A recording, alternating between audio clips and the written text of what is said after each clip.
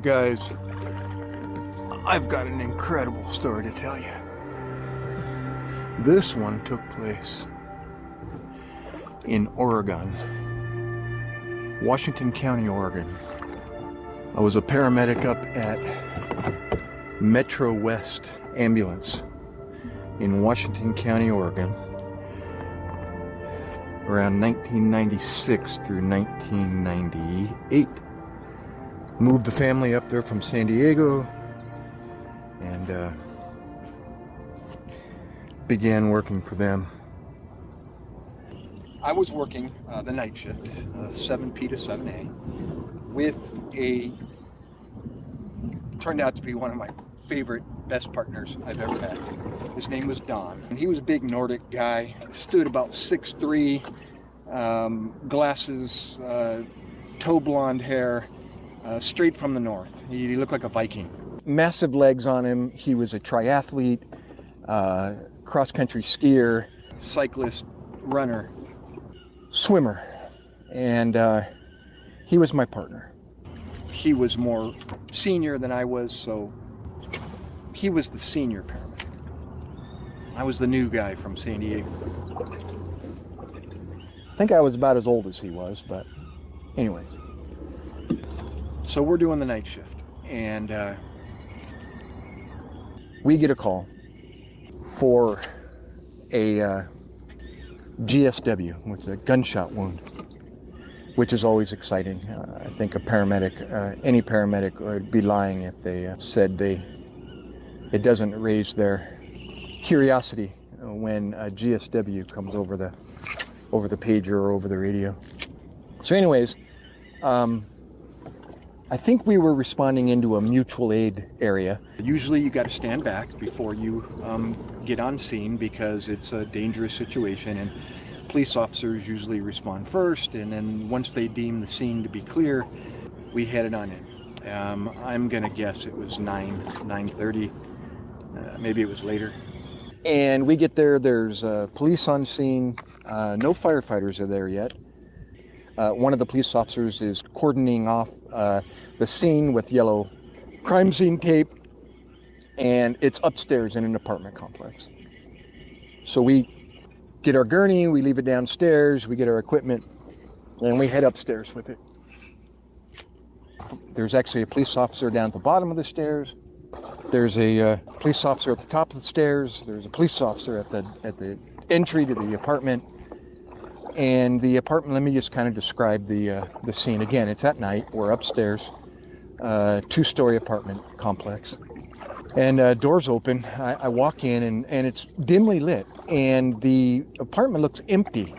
The living room has no furniture in it. There's boxes, look like moving boxes, shipping boxes, set randomly up against the wall. Don't know if they're moving in or moving out or what. The girl, there's a lady in the kitchen with the police officer, and she's crying. An officer points in the direction of the bedroom as we walk in, and the bedroom light is on, and there's got to be, I can see 2 officers at the doorway, and then more officers inside the bedroom. Oh my God, there's another fish right there. I just startled him. You know what? I'm gonna stop right here.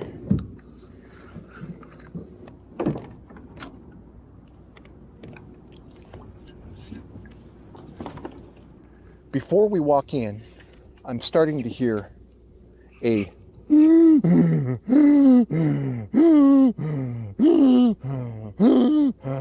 somebody's breathing rapidly. It definitely ain't one of the officers. I go into the doorway. I see this guy on his knees. He's got his, I don't know if he had his hands up on the bed or down at his side, but his upper torso is up on the bed. His knees are on the ground, and he's breathing in that manner I just described. I asked, what happened? The officer on the other side of the bed, in the bedroom, over by the end table with the lamp, signifying that he may have put a gun to his mouth and pulled the trigger. So first thing I asked was, where's the weapon? And the officer that I was asking looks at me, and he turns to another officer, and that officer turns to another officer, and then that officer looks back at the other officer, and they're like, you know, we don't know. And I said, could you find it, please? So at that point, before I even put my hands on this guy on his knees, I wanted to make sure that the weapon was found and that I wasn't going to encounter it underneath him or on the ground and step on the weapon, kick it, whatever, and discharge the thing, and then we'd have another shooting. So at that point, they all started looking for the weapon. And shortly thereafter, the initial officer that I asked over by the nightstand said, I've got it. I found it. He says, it's right here between my feet. I've got it secure. So Don takes the position at the patient's head, cradling the patient's head in his two hands. And I begin trying to figure out, okay, where would be the best place to work on this guy? It was kind of cramped quarters there in the bedroom, up against the bed, and 4 officers, et cetera, et cetera. So I remembered the whole living room's open, big open space out there, not lit up, but it's open. So I said, Don, what about the living room? Let's get him out to the living room. He said, good idea. Well, in the process of cradling this guy's head in his hands, he's going through his hair, and I remember to this day, he says, found the bubbling brew, and I had to kind of look at him, and he's got his finger in the exit wound on top of his head, right around, what is that, the occiput, parietal occiput area right there in the back. And at that point, I took a flashlight, and we looked inside of his mouth, and we saw what appeared to be the entry wound. It was deep in the where the upper part of the mouth connects to the throat for the lay people out there, and you could see a wound back there, and the exit was out the top of his head. So the guy's breathing. He's got a heartbeat. He's not conscious. He's not responding. And so the next step was to get this guy out in the living room. So Don got behind him, and I got his legs, and right about that time, right as we're picking the patient up, the firefighters arrive. The firefighter asks us, hey guys, what can we do for you? I said, we're taking him out to the living room. He said, got it. So they start assisting, and we got this guy out in the living room. We laid him down on his back. We were both signed off on paralytics, just to let you know what's available. So we obviously had an airway problem. As soon as we laid him down on his back, especially, for those of you that haven't encountered that before, gravity pulls it down to occlude their airway. So we had an opportunity to get out the mechanical suction, and it's a battery operated canister with a plastic catheter. It's about a foot long or so. It's called a Yankar or a Yanker cath, and the canister holds, help me out guys, how much does it hold? 1,500, whatever. So we get that going. I'm at the head now, and Don is down starting to look for IV access, and somebody else has him on the monitor. We got 3-4 paramedics working. I don't know if there was more than one firefighter paramedic, but I know the one guy was. Just to kind of paint the scene as well, now I'm noticing that there's not only a bunch of officers all standing around us observing, but again, there was low light, so a lot of the officers had their flashlights out, and they were I guess the overhead light in the apartment didn't work or didn't have a bulb or whatever, but I remember them breaking out their flashlights, and they're all beaming their flashlights on us and the patient. And one officer looks, I kid you not, he looks like Colonel Sanders. I swear. He's got white hair, he's got a white beard, a goatee, he's got a white mustache, he's got glasses, or did he have glasses? I don't know. and he's got like 2 cameras hanging around his neck. And I just happened to look up at him, and I've like motioned to his cameras, and he said, I'm the crime scene photographer. And I went, oh, okay, cool. Would you be able to document this for educational purposes? He's like, absolutely. So we got that going in the background. So I'm starting to suction this guy's mouth, and I am running into a problem. I can't stay up with the amount of blood that is forming in his mouth. As a matter of fact, there is like toothpaste thick tubes of clotted blood starting to push out his nose. Both nostrils are starting to push out clotted blood. And I thought, holy crap, this is going south quick.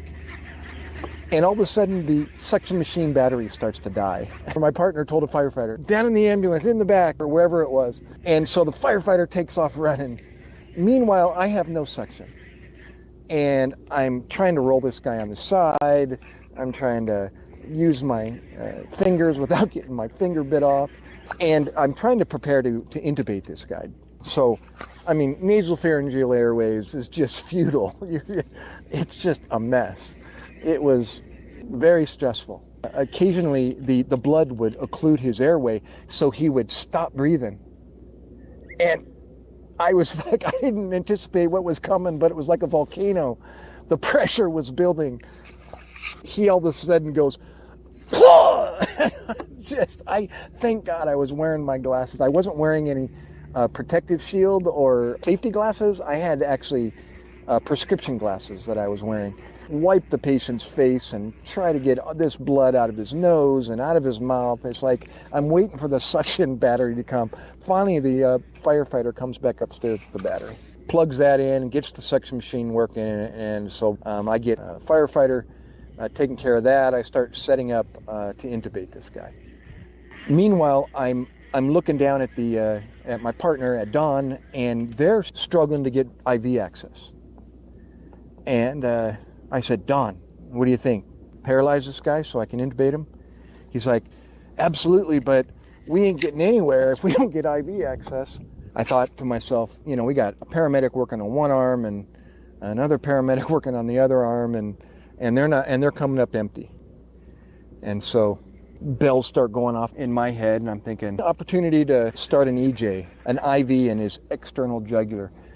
It's not a artery. For those of you that don't know, this is a vein.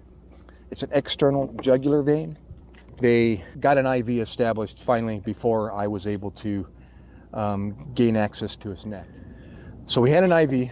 I remember the succinylcholine, that's the name of the paralytic, is down in the ambulance. And so again, this time Don, he's got the key. It's in the narc box.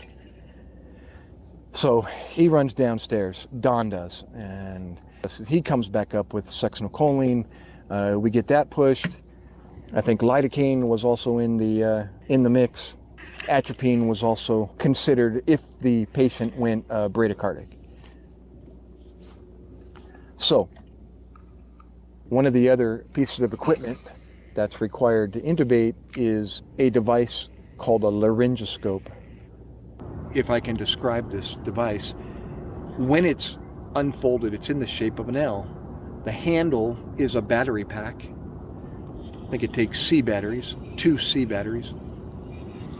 And then the bottom of the L is the blade, and it comes in different sizes for different sized people, anywhere from pediatrics to large adults. So I'm ready to intubate. He stops breathing. The guy's paralyzed. His muscles become flaccid, or they relax, not its natural tone. So we're not fighting against somebody that's trying to bite down or reach up and grab you when you're trying to get down deep into his throat and access his trachea. We finally clear this guy's airway well enough. I have the laryngoscope open So you can kind of visualize that L is open. I think I'm down on my knees or on my stomach, and I insert the blade into his mouth. I get underneath his tongue and I lift up and I start lifting his head up off the floor of the off the carpet. And all of a sudden my hand goes, oh! And I'm like, oh my God, what just happened? His head kind of clunks back down to the carpet, and I've got the battery pack in my hand up in the air, and the blade is still in his mouth. And I'm looking down going, what the? And I'm looking at, Don's looking at me, and he goes, Gary, the blade broke. And I went, no, I think it just came unattached. And I took the blade out of the patient's mouth. I take the handle and I'm looking at, the connection where they both go together. And my partner says again, Gary, the weld broke. And I realized, oh my gosh, I've got a broken laryngoscope. From one thing to the next, I had an incredible airway problem. I got blood coming out of his nose like toothpaste tubes. He spits in my face. He covers everybody. There's no IV access, or at least it was difficult. We finally get access. We paralyze him. Now he's not breathing. He was breathing. At least he was breathing on his own before. Now we've taken away that respiratory drive, and the laryngoscope snaps in two. And I thought, holy crap. Don has taken off running downstairs to get the spare, probably underneath the seat or wherever it was. And the clock is ticking fast, and Don's not getting back fast enough. I've got a mess on my hands. This guy's airway's pooling with blood again. I'm turning it on his side. I'm trying to stay up with suction. I'm putting an ambu bag on him, blowing blood everywhere. When all of a sudden, before I could think of it, I hear some crinkling of plastic. And I look over at the firefighter, and he's pulling out the cricothyrotomy kit. And I said, that's a good idea. So that process began really quick. Don has yet to return. And right as we're starting to prep to do this, Don comes running back upstairs, and he stands over us and he says, that'll work.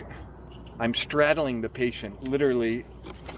His head and neck is between my legs. I'm standing over him, and I assumed that position so that I could get some leverage to penetrate the trachea, which was a little harder than I thought, and had to realize that if I didn't control this, I was going to go through and through his neck, or at least deeper than I wanted to. Removed the breakaway needle, got it inserted, inflated the balloon, secured it, and then attached the ambu bag, and voila, we got a secure patent airway, breathing for him. His heart rate's good, he's got a blood pressure. We've pretty much done what we can do. So time to cut butt for the hut and get out of there. So we packaged him, C-spined him, and then began the process carrying him downstairs to the gurney and got him en route to the hospital. En route to the hospital, he does become a little hypotensive and bradycardic. So we did end up administering atropine, which brought his heart rate back up, increased his blood pressure. We got him stabilized. Everything was good to go. When things can go wrong, they do.